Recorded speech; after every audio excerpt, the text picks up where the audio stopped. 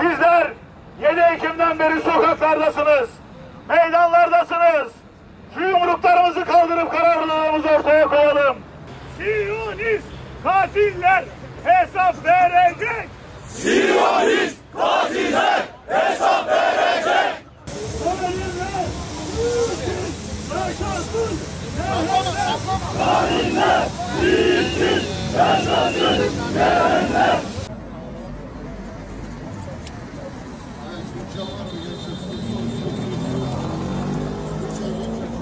Bugün burada Siyonist rejimin vicdan gemisi ve özgürlük filosuna yapmış olduğu saldırı, gemilerdeki bütün gerek uluslararası aktivistler, gerek ülkemiz vatandaşları, gerekse 3 milletvekilimizi esir alması neticesinde toplandık.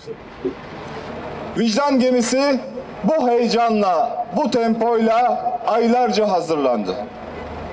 Şu an için içerisinde 3 tane milletvekilimiz, 22 ülkeden doktorlarımız, gazetecilerimiz, aktivistlerimiz bulunuyor. Bu kardeşlerimizin tek bir gayesi vardı. Bu abluka denizden kırılacak. Çünkü bu İsrail'in korkulu rüyası.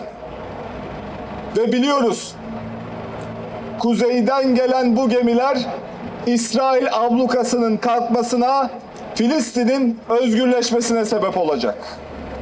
It is good to be here to see all the citizens of Istanbul to say no to Israel, no to genocide.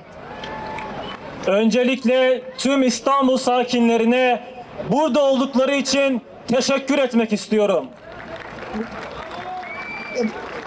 And we also say no to kidnapping innocent, unarmed civilians in international waters on flotillas. Ayrıca şunu bilin ki uluslararası sularda alıkonulan, kaçırılan vatandaşlarımız var. Gemisiyle birlikte ortaya koymuş olduğu inancı, cesareti, birliği, dava şuurunu Ya Rabbi isabet ettir, hayırla sonuçlandır. Gazze'mizin sınırlarının açılabilmesini, içeriye her türlü insani yardımın girebilmesini ve dahi bu Siyonist devletin İsrail'in başına hakkıyla bela olabilmeyi bizlere nasip eyle.